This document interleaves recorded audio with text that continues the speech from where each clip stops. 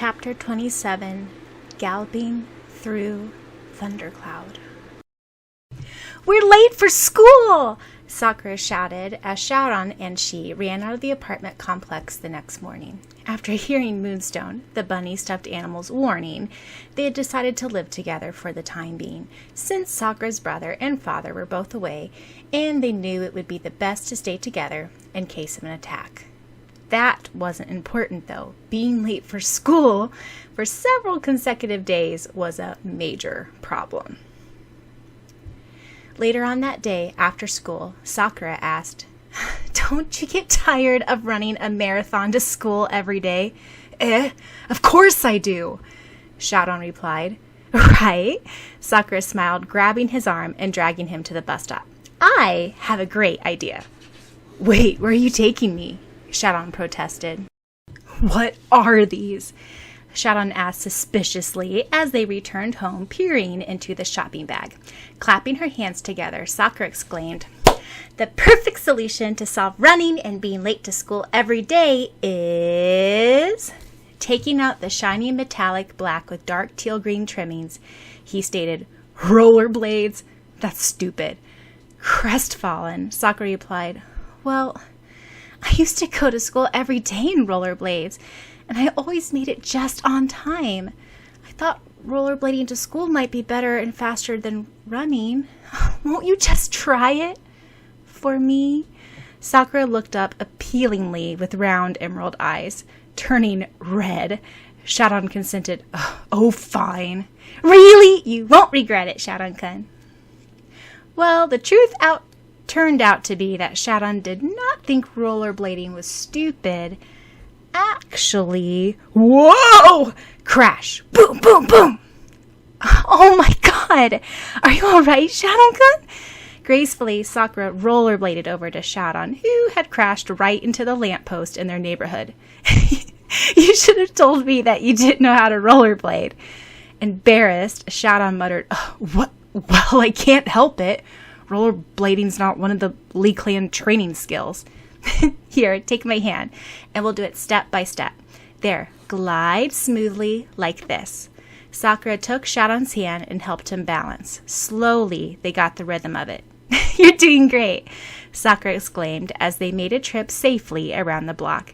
His ears turned red, and he tripped over, landing on the sidewalk. Painfully, he tried to stand up, instead flipping right over because of the wheels.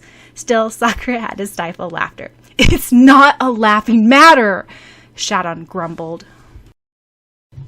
By the next morning, both Sakura and Syaoran smoothly rollerbladed off to school. "Hey, I think you got the hang of it," Sakura called out, her skirt and hair blowing back with the spring breeze. "Oh no! Watch out for the slope!" "What?" "Ah!"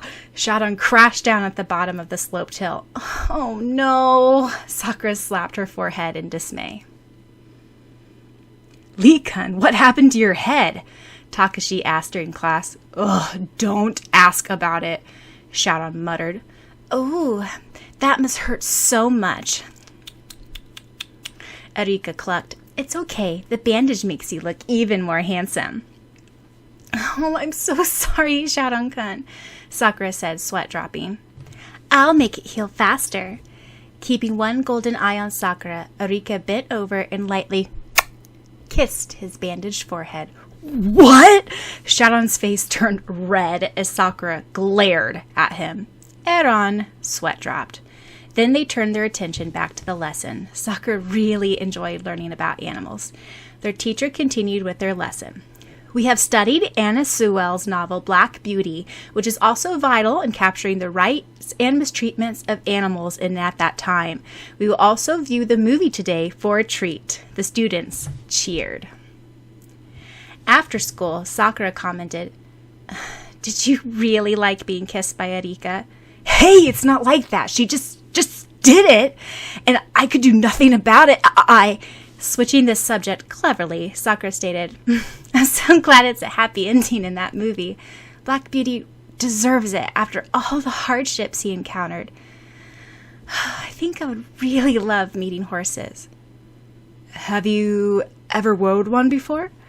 Syaoran asked, an idea dawning in his head. "No, I would like to, though, Sakura replied, tilting her head. Slowly, Syaoran smiled. Would you like to, then? Where are we going? Sakura asked eagerly, gazing out at the country landscape for the 15-minute bus ride. It was the first time Syaoran had taken her somewhere, just for the sake of it. They were both dressed casually, and the day was beautiful and sunny. You'll see, Syaoran replied, mysteriously. They got off. Sakura spun around in wonder at the vast grassy green fields, with wooden fences and stables around them. It was like a storybook countryside setting. She shaded her eyes from the dazzling golden sunlight with her hand. In the distance, there were all types of horses of different breeds, sizes, and colors, brisking around the various people. Grabbing Syaoran's jacket sleeve, she exclaimed, "Wow! You never told me you knew a place like this!" Do you like it? So do I. Syaoran ran up to a young man around 20, with brown hair tousled from the wind and a friendly smile. "Tamura-san!" The young man, who was stroking a beautiful black stallion, turned around, then with a bright smile greeted, "Lee Syaoran." Walking over to him, he asked, "So, how are you doing these days? I didn't know you came back to Japan. It's been ages since I saw you." Tamura clapped over Syaoran's back. "Hey, is this your girlfriend? She's cute. Introduce us." "Sakura's not my girlfriend. She's just a friend. She never saw a real horse before, so I brought her over here. Sakura, this is Tamura Asuma-san. His father is the head of the large stable horse breeding and horse racing organization in Japan. He currently attends Seiju University. We met long ago in Hong Kong. And Tamura-san, this is Kinemoto Sakura. She attends Seiju Junior High with me." Shaking hands warmly with her, Asuma said, "Good to meet you, Kinemoto-san. I know your brother from university. We were classmates since high school. He's a cool guy. Used to be soccer captain. Hey, this little boy must like you a lot. Never saw him socialize before." He laughed kindly as Sakura and Syaoran turned red. "So, you've never ridden a horse before?" No, Tamura-san," Sakura replied shyly, stroking the ebony black stallion's head. "Wow, he's beautiful." "Midnight Star is Lee's favorite ever since he was a kid," Tamura Asuma replied. "You can ride him if you want to." "Really? Actually, I'd like to watch first," Sakura said. In the distance, she saw a young woman racing on a beautiful white horse, her sun-bleached hair blowing back in the wind. "Wow, I wish I could ride like that." "Okay. Hey, do you want to race me?" Asuma asked Syaoran. "You know I always lose, Tamura-san. You're professional," he replied. "Ah, just for fun. You can ride Midnight Star. I'll take my horse." Asuma mounted a magnificent chest-brown racing stallion. For a moment, Sakura gazed in wonder at the grace of the rider and the horse as Asuma raced across the field, shortly followed by Syaoran. To her surprise, Syaoran was pretty good also. Sakura clapped in rapture as the two returned, of course, with Asuma winning. "Your turn," he winked, helping her mount Midnight Star. Quivering at being on the graceful beast, Sakura said, I can't balance." "It's okay. Lee will help you." "Won't you?" Asuma said. "The skill is stay on the horse by applying pressure to your knees in the horse's side, not by grabbing on the rein, and keep a straight back and firm posture. Plus relax. Let the horse become a part of you." Following these instructions, Sakura slowly relaxed and let Asuma lead Midnight Star around the ring. Then, as she grew used to it, Syaoran, who was riding another stallion, and she rode out into the field. "Hey, this is fun!" Sakura shouted, letting the horse canter, feeling the cool spring breeze blow back her sandy golden hair in the wind, and a powerful spirit surged through her as she felt herself soar over the evergreen fields and the midnight black stallion. Gazing at Sakura, Syaoran's amber eyes softened. Then he galloped his horse to catch up. Just then, Sakura felt the horse shift and became aware that she was losing balance as Midnight Star reared up and galloped faster. The wind lashed at her face, tearing her hair away from its ribbon, and the speed made her heart drop to her toes. An alert shiver ran through her, like it did when she felt a power. Was there an enemy around them? A dreadful quiver ran through her as she started slipping off the saddle, hardly aware that she was. Desperately, she tried to hold on to the rein, yet the horse was out of control. The clopping of midnight hooves vibrated through her, and she clenched her eyes shut. With full force, Syaoran came galloping up on his silvery stallion. "You're gonna fall off! Hang on!" His horse inched closer to Midnight Star. "Oh, just a little faster." As Midnight Star neighed and hurled back, Sakura made a desperate grasp around the horse's neck to stay on. Syaoran saw the right timing. Deftly, he shifted on his saddle, then swung his leg over Midnight Star's saddle and leaped from his horse onto the black stallion's back. Under the weight of the two people, the stallion returned to balance on 4 legs. Stroking the horse's glossy mane, Syaoran murmured, "Good boy, it's all right, you can calm down now." Hearing the familiar voice, the stallion quieted. Syaoran supported his arms behind Sakura to prevent her from slipping off the horse. She gained her balance just in time as Midnight Star regained composure. Her head turned towards him. Buried in Syaoran's shirt, she could feel the shifting of Midnight Star beneath them. Her heart beat rapidly. "Thanks," she said, looking up into his bright amber eyes. His arms were protectively around her waist. For a second, she felt the strange power again. Then she brushed it aside. She could hear him panting as he steered the horse around. Her breath tickled the nape of his neck. Another close call. I really thought I'd fall off. "Well, Midnight Star seems to like you a lot," she commented. "I knew him for a long time. I like riding. It makes me feel free, full of spirit, lighthearted. I don't know. Midnight Star understands me." Syaoran fondly stroked the stallion's mane. Turning her head back to face Syaoran, Sakura asked, "Do you think I can't understand you?" Silently, Syaoran gazed at Sakura. Her face was just a breath away from his. As a gust of warm wind brushed by, Sakura's silky long hair blew into his face, smelling of sweet spring blossoms. His face was so near hers. He felt himself being drawn to her. Midnight Star shuffled under them, and the bond broke. "No," Syaoran replied, shaking his head.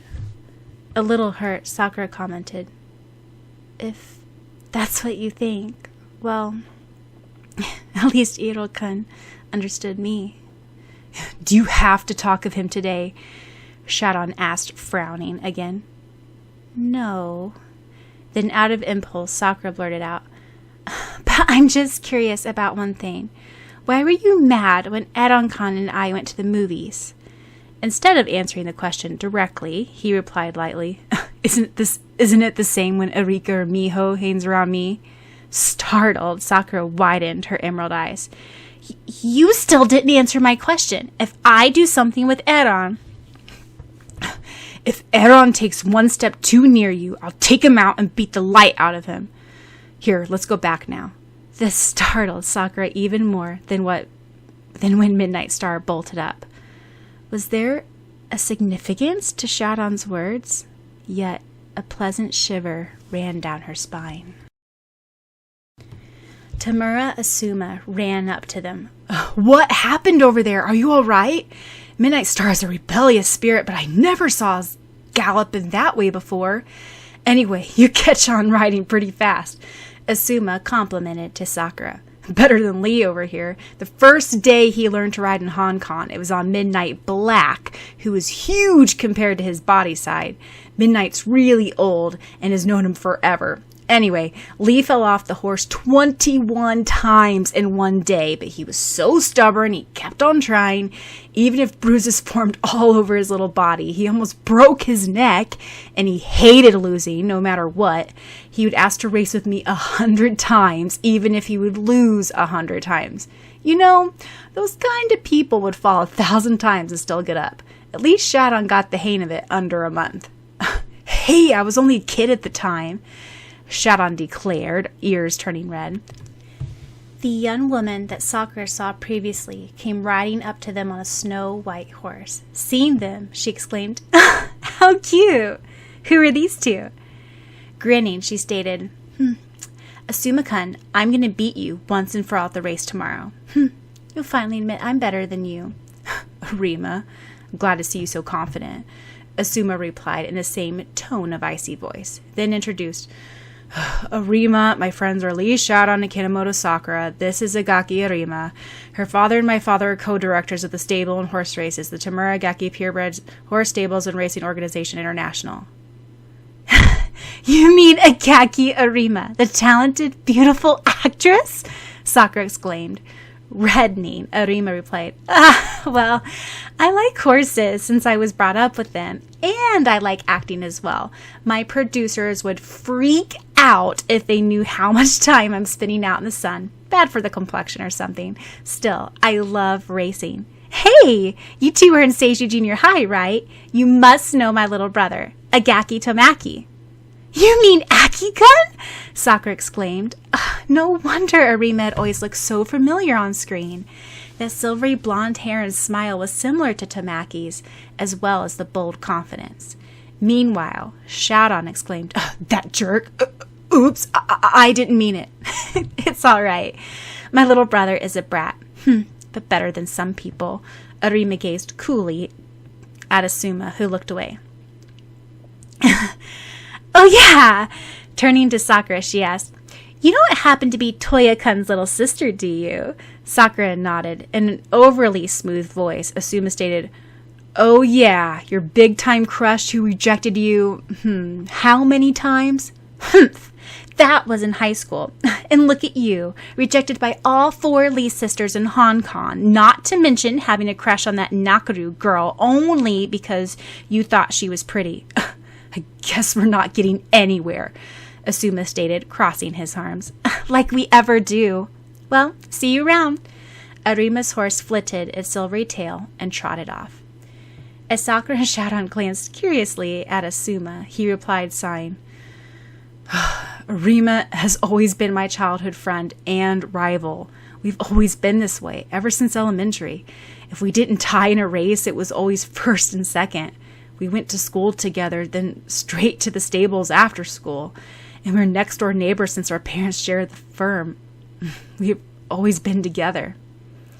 Is she your girlfriend? Sakura asked, swinging her legs from the fence. Nah, we fight too much. When I went to Hong Kong for several years, we kind of grew distance. But then we returned as fierce rivals as before. I learned new skills while I was away, while she also practiced different techniques. Then, when we graduated high school, a producer scouted her and drew her into acting, her second interest. This upcoming race will be her last one. Then she'll quit racing and become a popular actress. We fought about it. I told her she was abandoning everything, all her life worth of training. Sure, she's a great actress. She was born to be in the spotlight. Still, ever since she became an actress, she didn't win any races. However, this last time, she's been practicing hard. I plan on letting her win since it's the last time. Wow. Sakura suspected there was more behind Asuma and Arima than she had assumed, and she was pretty sure Tamura Asuma was in love with Agaki Arima. Oh yeah, can you take this to her? Asuma handed something to Syaoran. Bashfully, he said, I do it myself, but we're not exactly on speaking terms right now. It's just an umbrella. The news said it's going to rain a lot tonight. Obviously, she'll stay late at the stables, and it won't do if she catches a cold from getting wet. Turning red, Asuma said, Well, it won't do if my rival gets sick for the race tomorrow. Don't worry, I'll give it to her. Taking the umbrella, Syaoran quickly walked after the young actress, Agaki Arima. Tamura Asuma remembered years ago when Syaoran first came to Japan. Flashback. Asuma had asked casually, Hey, have worries? 11-year-old Syaoran had replied, I don't know. There's this girl. I just can't take her out of my mind. It's not like any other feeling I've had before. I mean, we're supposed to be rivals and all, yet I help her and I want to protect her. Oh, what's happening to me? Raising an eyebrow, Asuma, who was in high school, had said, Admit it, you're in love with that girl. There's no need to run away from love. Face it like a man. Playfully, he slapped Syaoran's back. What's with you, Yue, and Malin, and Tomeo? Why should I like her out of all people? Why Sakura? Syaoran asked in dismay. Quietly, Asuma thought that it would have helped Syaoran if he had male relatives at times like this. The thing is, you can't help it. It came naturally and unexpectedly, sudden, like a thundercloud. That's love.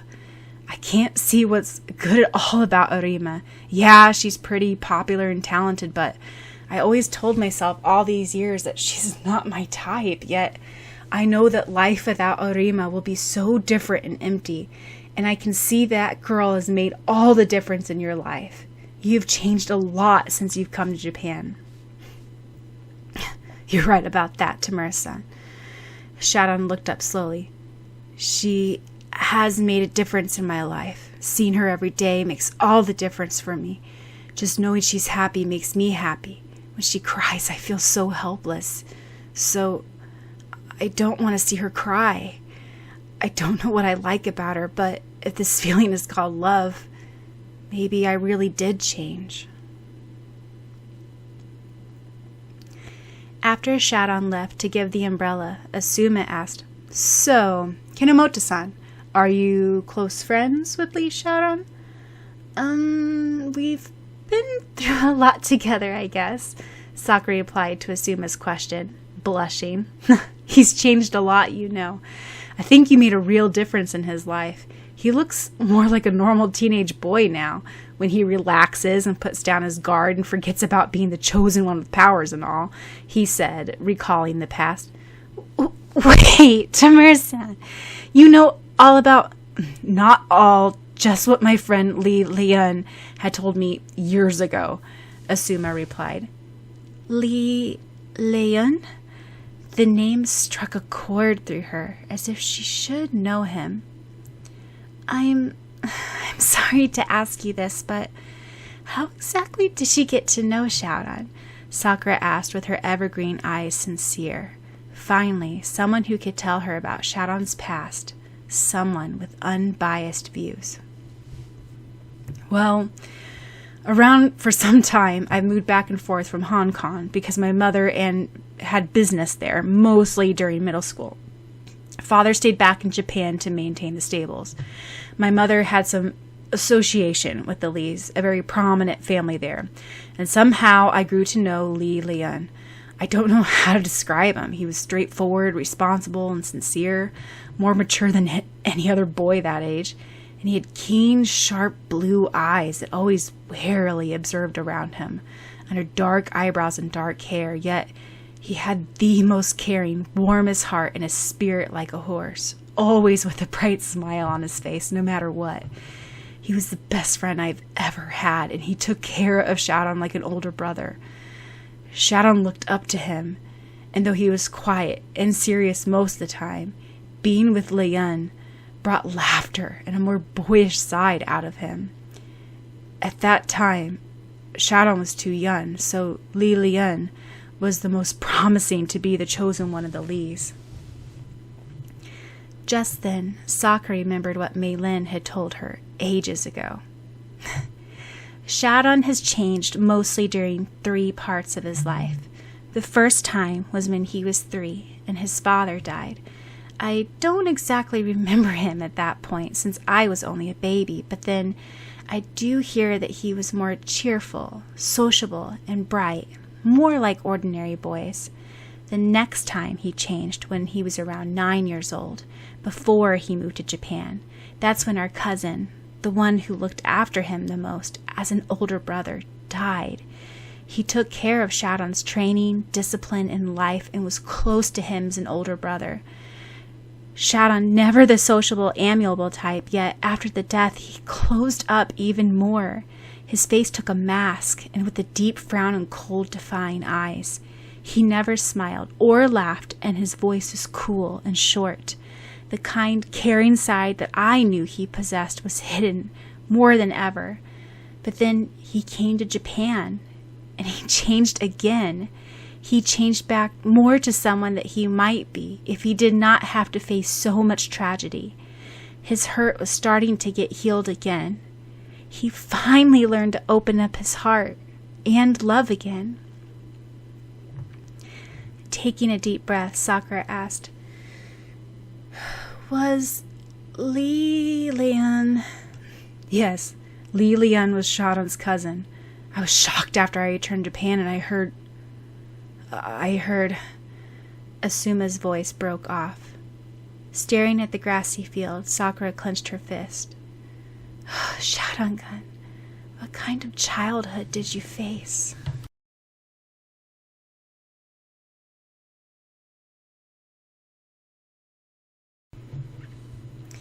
While clearing up dinner that evening, Syaoran asked, "So do you want to go see the horse race tomorrow? Tamura-san and Nagaki-san will be competing in it. It's Sunday, so we can watch it." "Really?" Sakura jumped up excitedly. "I'd love to. Today was so much fun." I worry, though. It's starting to rain outside." The soft pattering and drizzle of spring rain sounded in the pitch black outside.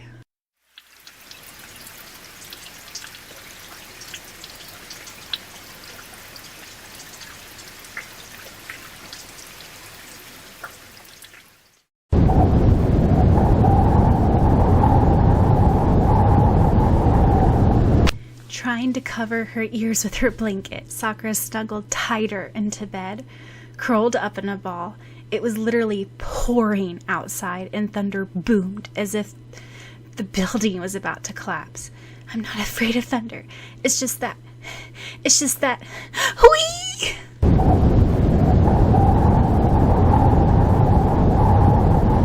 Ooh, I don't care if he thinks I'm a coward. I can't stand this anymore. Grabbing her pillow with the flash of phenomenal lightning, she ran over to the next room and burst in. "I'm not scared or anything." To her surprise, Syaoran was sitting up in bed, gazing outside his window with an extremely wistful, almost sad expression. She almost felt as if she had invaded his silent thought. He didn't flinch as she walked into his room. "Grab my nightgown over there. It's cold," he said quietly. "Thanks." Gratefully, Sakura wrapped the flannel gown over her pajamas and snuggled in the warmth.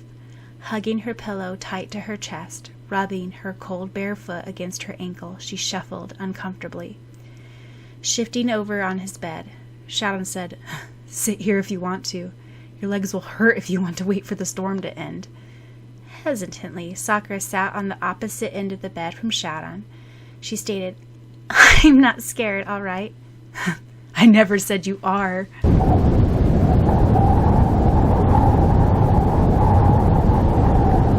Whee! "Can we turn on the lights?" Sakura asked, tightening her grasp on her pillow. "There was a power failure hours ago. I guess it's the worst thunderstorm in a while." "Oh, how come you're not sleeping?" Sweat dropping, Syaoran questioned, "Do you think it's possible to sleep through this terrible racket?" "Some people can.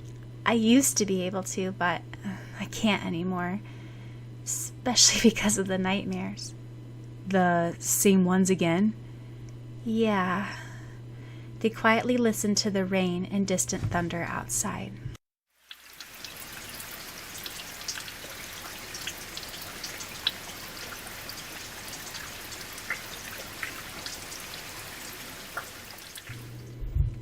"Syaoran, what was your cousin like?" "Sorry, I didn't mean to be nosy." At first, Syaoran was taken aback. Then he leaned against his pillow, staring at the flash of light etching through the stark black sky outside, and the turbulent gray thunderclouds forming and twisting. "No, it's all right. I think I can talk about him now. I want to talk about him to someone else." Lian, Sakura whispered. "You know his name?" Syaoran asked, arching his eyebrows. Lian. His name meant Thundercloud. I guess it suited him as well. Bright and sunny most of the time, always with a helpful smiling face, yet when he was angry, beware. He could be your worst enemy. Maybe he was a thundercloud because he appeared, then disappeared, just like that. Syaoran glanced away. I'm sorry. You don't have to talk about him if it's painful. Lian was like a real brother to me. After my father died, he always looked after me, even if he was only 7 years older than me. He was practically the only male that I could turn to. My elders were just stiff and strict. Though Wei was caring, Lian provided brotherly companionship. Even as I underwent the hardest and most trying obstacles in my training, he helped me through, always with a bright smile. He was optimistic, talented, and kind-hearted. Everyone admired him. I can tell you cared for him. Very much. Yeah. Then, when I was 9, Syaoran's voice strained, as if he couldn't continue.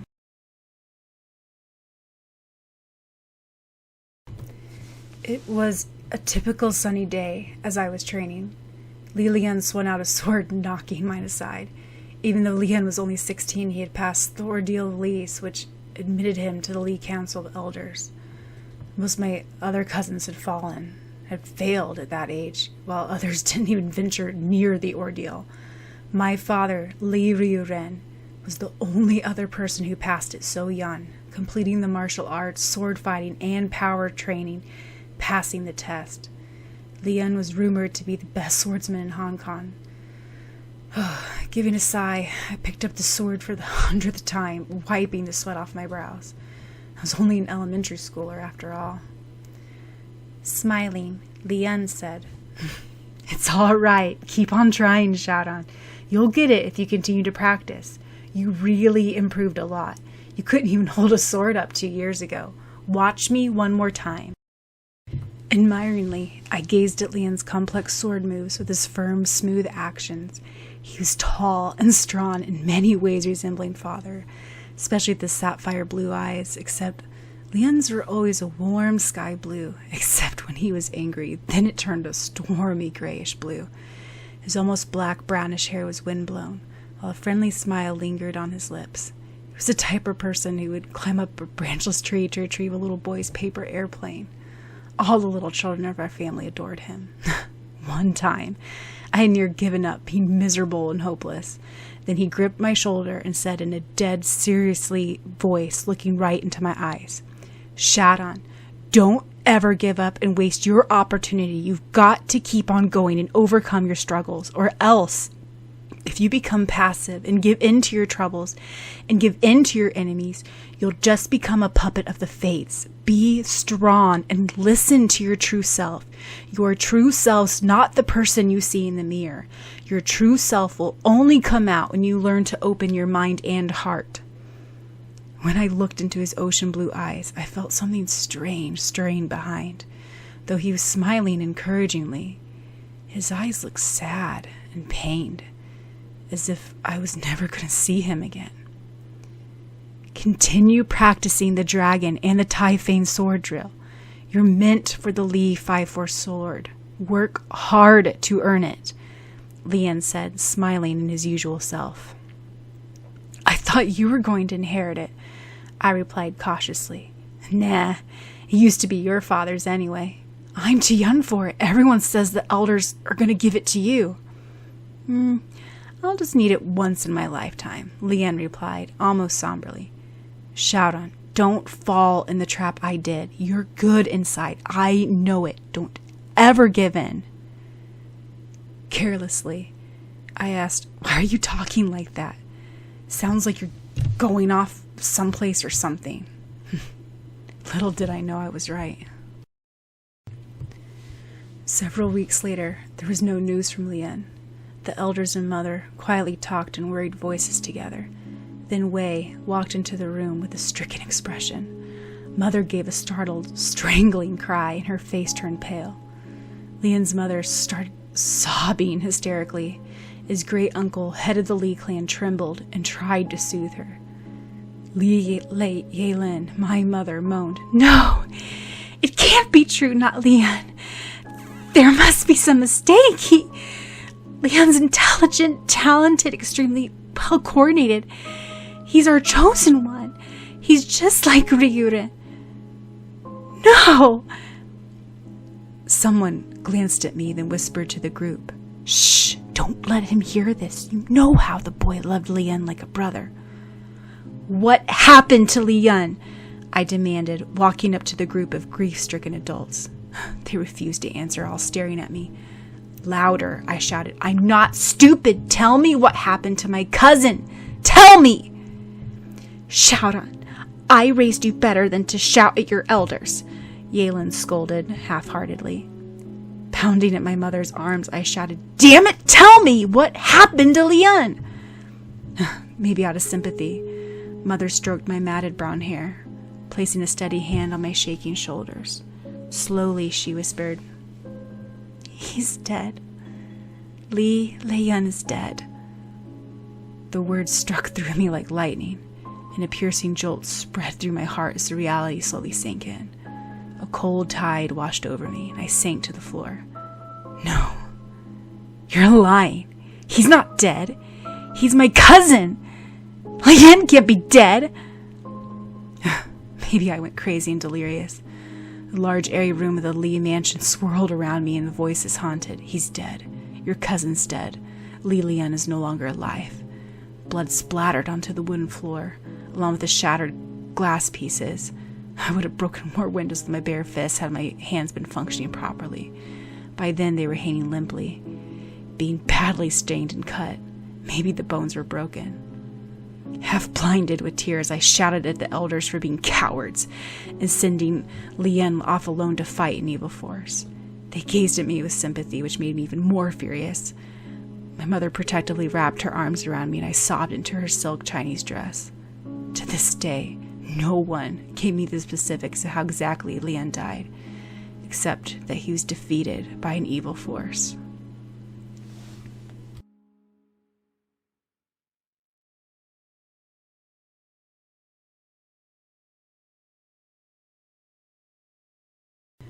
I couldn't attend his funeral since I was in the hospital, my broken arms and glass cuts being treated. Out of pure madness and icy fury, I smashed all the windows in the room with my fist. There was still a shuddering pain with glass pieces embedded in my hand and red blood dribbling out of the gashes, but I was oblivious to it. By then, I was blank, isolated state. It was pouring rain, and the thunderclouds formed ferociously as the service was being held. Then I remembered Lien's words. "Syaoran, don't ever give up and waste your opportunity. You've got to keep on going and overcome your struggles, or else if you become passive and give in to your troubles and give in to your enemies, you'll become a puppet of the fates. Be strong and listen to your true self. Your true self's not the person you see in the mirror. Your true self will only come out when you learn to open your mind and heart." Then I knew I would not disappoint him. Grieving and mourning for Lien wouldn't bring him back. He wouldn't want me to be this way.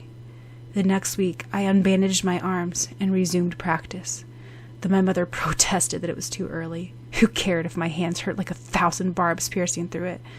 I couldn't waste a moment. I didn't talk unless it was necessary. People often commented I was so cold for showing no expression or emotion, even after my cousin died. One day, I overheard my mother talking with Great Uncle. "The Cloud cards are on the loose in Tomeda, Japan, where Cloud Reed used to live. We've got to retrieve them before destruction can occur." "But who'll go? There's no one suitable. All the elders are preoccupied." Sorrowfully, Mother added, "If Lien was here, he would be the perfect one, but—" "I'll go," I stated, entering the room with determination as I furrowed my eyebrows, gazing straight at her. They stared at me in disbelief. "I said I'll go. Trust me, please." "Impossible," Great Uncle replied. "You're too young. You didn't even pass the ordeal of the Lees. You're not a part of the Lee Council." "I'll pass it then. I won't disappoint you, Great Elder," I said, kneeling down in front of him. "Please give me a chance." After a while, Great Uncle nodded reluctantly as he saw the fire in my eyes. The next 6 months were absolutely a hell for me, with nightmares, training schedules, and impossible daily routines with hardly any sleep. Yet, in the end, I overcame the difficult martial arts moves, the sword training, and crammed all the spells and special uses of powers I could, and I passed the ordeal of Lee's barely, yet the elders were impressed. At 10, I was the youngest one ever to pass, a whole 6 years younger than my father and Leon. It was crazy. Yet I'd done it with my stubborn determination and perseverance. Before I left for Japan, 9 months after the cards were released by you, the head of the elders' great uncle presented me with the Li clan 5-4 sword. Dressed in my green Chinese-style battle outfit, I knelt before him, and great uncle said slowly, "Li Syaoran, you were chosen to go to Japan, being the most powerful mage of your generation to our clan, and the only one to pass the ordeal of sorcery successfully. Take your mission wisely and thoughtfully. You are to collect the released cloud cards, which have been released by a 10-year-old girl living in Tomeda. Once you have found the cloud cards, bring it back to Hong Kong for our clan to guard, to prevent destruction." The head elder then drew out a long, shimmering sword and placed it flat onto my shoulder. "Take the sword of the Li clan. It has been handed down for many generations through your ancestors. Use it well to fight off any foes that may prevent your mission. Remember, accomplish your mission faithfully and hold honor to your name. You are a chosen one. Take that liberty to excel your powers." "Alobre, great uncle, head of the elders," I replied, listening to the same words that had been presented to my father years ago, and stood up, receiving the glistening blade with 2 hands, and slid it into a sheath, a cool, expressionless mask slipping over me. "And then I came to Japan and I met you, Sakura." Syaoran related his past in a calm voice, yet it sounded strained in between as he mentioned Li Lian. Sakura listened intently, clenching her pillow. Inside her formed a sorrowful ache as she saw Syaoran's hands tremble, as if he could feel the impact of the glass again.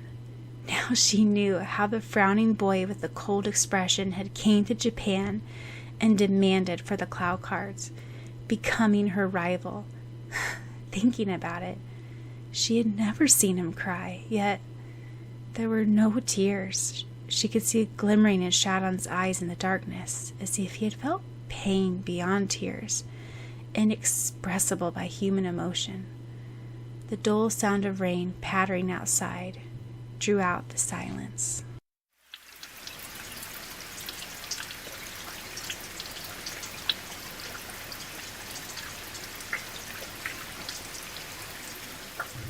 Slowly, Sakura took Syaoran's warm hand with both of hers. He looked up. All the while he had been talking, he had gazed outside the window. Abruptly, he commented, "It's all right. It's the past. I'm over it. People come and go, and that's life." "It's okay, Syaoran. It's okay to show your inner hurts and pains once in a while. You don't have to be perfect and show no emotions." Syaoran stared into Sakura's eyes, which glowed a deep emerald in the dim room. "I know I'm not perfect. No one is." She continued with a wistful smile. "I'm glad you opened up to me. Thanks for telling me about all of this. I always wanted to be a good friend to you, someone that you trust enough to share your problems and worries at any time." A lightning crashed, and the electric light lit up both their faces for a split moment. A distant thunder boomed outside. Instead of looking away in embarrassment or saying something gruffly as usual, Syaoran gazed directly at her, bearing through her with those penetrating amber eyes. "Is that all you ever want me to be? Just a good friend?" A jolting bolt ran through her, forcing her to look directly into Syaoran's golden brown eyes, trying to search for any hidden meanings. Abruptly, he shifted his hand out of Sakura's. Her sweating hands dropped onto her lap. She didn't realize she had continued to hold his. Breathing rapidly, she tried to digest what he had just said. The rain splattered on the window, while the thunder grew more distant. Every time she tried to say something, a gulp formed in her throat. Finally, she began slowly. Syaoran, She gazed at Syaoran's head, propped against his pillow. He was motionless, except for his soft breathing. He was sleeping. No, she whispered hoarsely. I want to be more to you than just a friend.